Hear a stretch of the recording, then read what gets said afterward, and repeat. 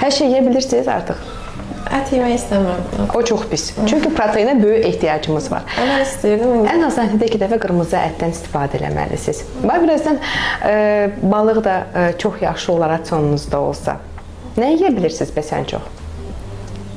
Çox yeməyə iştahım yoxdur. Yəni heç də yemirsiniz.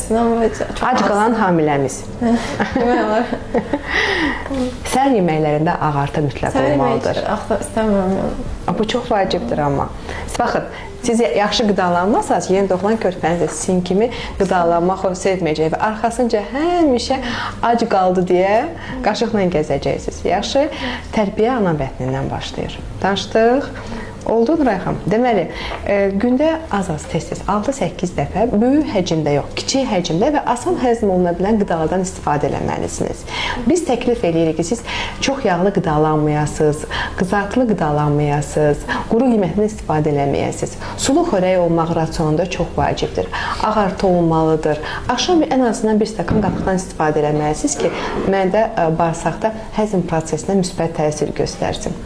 Su nə qədər qəbul edirsiniz gün ərzində? Ancaq dərmanlar. Onda biz dərmanların dəfəsini artıraq ki, siz onda su qəbulunu artırasınız. Dərman çoxdur deyə ona görə. Ən azından 2 litr mayəyə hamiləmizin ehtiyacı var.